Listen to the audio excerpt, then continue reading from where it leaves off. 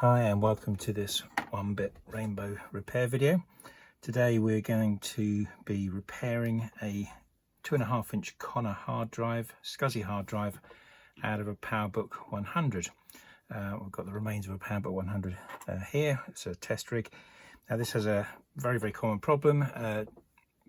Also happens in lots of old vintage hard drives where the rubber buffer inside at the read arm hits when it reaches the end of its movement, kind of perishes and goes sticky, and means that the arm can't leave its park position. So what we're going to do today is we're going to open up this hard drive. Now we're going to want to do the process as fast as we can because we don't want to leave it open longer than we need to. The longer it's open, the more chance of dust and particles getting in there and causing some kind of head crash. So I'm going to go over, before I do it, what I'm going to do and the things that I'm going to need to do it, so that hopefully we can do this quickly and hopefully successfully. So what I'm going to need is I'm going to need a T6 screwdriver to open up these 4 screws. I'm going to use a small flat blade screwdriver just to open up the casing because it's kind of sealed with a rubber gasket, and we can open it up at 4 corners. It'll just ease it apart. We're going to need some tape to put over the perished rubber buffer. It's possible to try and remove that little tiny rubber buffer, but it's there for a reason, to provide impact cushioning. So I kind of feel like it's best to actually cover it up than remove it entirely. I've seen videos that suggest using something like masking tape. I'm actually going to use Kapton tape. You may not have access to this, but something similar. The reason I'm using Kapton is because it's so thin and it won't add to the thickness. And I think sometime for the reed head to swing back into its park position, the thickness added by masking tape could cause a problem there. So I want to cut a very thin strip to put over the buffer. Now I'm going to do that in advance. What I've done is, you can probably see here, I've cut off a little bit of tape and put it onto a cleaned steel rule here, because what I don't want to do is to get finger grease on the back, which will prevent it from sticking well. So I've put a piece onto a bit of steel tape, and I'm going to use a scalpel here just to cut a thin strip that I can then apply. The last thing I've got here is a dust blaster. Not strictly speaking necessary, but if you've got access to one, it's quite good, because before you put the lid back on the hard drive, it's good to kind of blow in case any tiny particles of dust have got on there. And what you do not want to do is blow with your mouth, because you'll get moisture particles on there and cause more harm than good. So that's what we're going to do, and let's just go ahead and do this then. So I'm going to remove these 4, I might have said T5, these are actually T6. If I said T5, ignore that. T6 Torx screws. 2.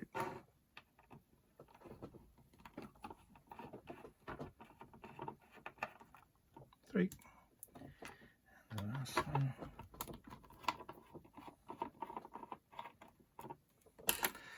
And I'm going to use the flat blade screwdriver. I don't know if you can see that. There's little holes in there next to the rubber where you can put the screwdriver in and twist it without actually gouging the rubber. So I'm going to do that on all 4 corners. Twist it, it's going to kind of break the seal. Okay, there we are. The hard drive is now open, so I'm going to open it up, carefully lift it up.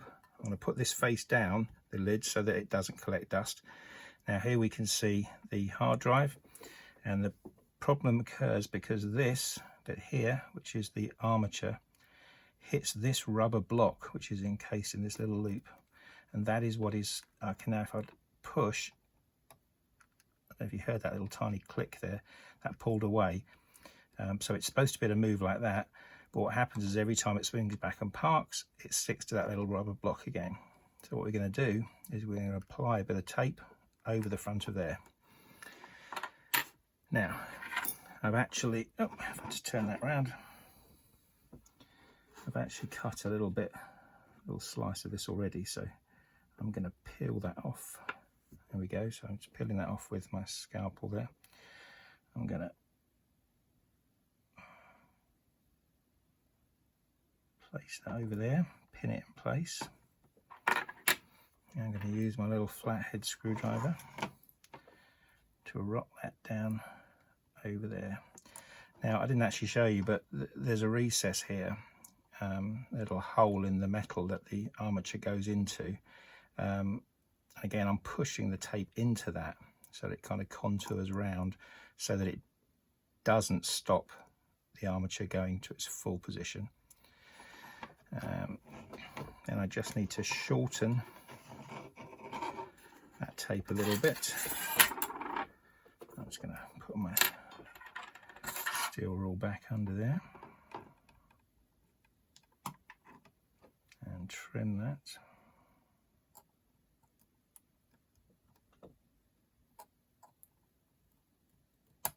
There we go, peel off. And then use a flathead again to really rub that into place so it's well and good. Okay, now that is the repair effectively done. So what I'm going to do is going to get my dust blaster from a distance, give it a little blow over the surface, and then going to get this, make sure it's the right way around.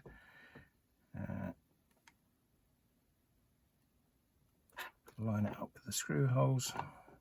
These bevels are different at the two ends, so you'll see if you get it in the wrong way because the angle will be wrong. Okay. Get a T6 screws. Drop one there. T6 screws back in there. There we go. One.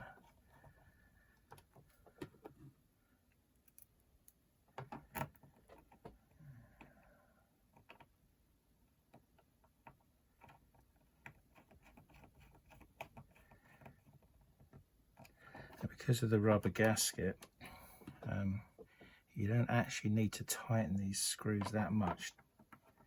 You'll find when you take them out the first time they're not that tight, so I wouldn't go crazy and over tighten them. It's not necessary.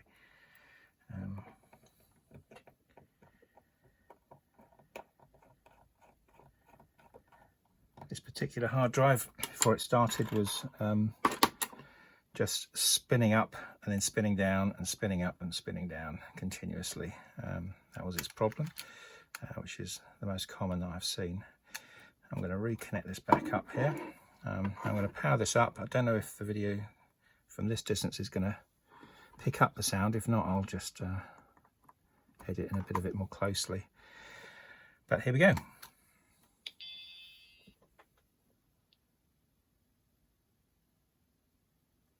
Takes a few moments for the PowerBook 100 to actually initialize the SCSI hard drive, so there it goes.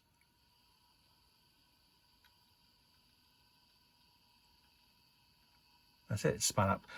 You can't actually see this because the screen's underneath the camera, but the PowerBook is now booting up. We've got the Welcome Macintosh sign. So yes, that was a success, pretty quick. I have seen other videos which I'm grateful for because they gave me a real head start to know what I was looking for before I opened this up. But I've seen one that other models of kind of 2.5-inch drive which required a plate to be taken off inside. With this particular model, as you saw, we didn't have to take off anything once we're inside, which is nice because it minimises the amount of time that the drive's open. So no real reason why this drive now shouldn't go on for years, as long as it hasn't got contaminated with any dust or grit that's got in there. Hopefully not. I hope this was helpful.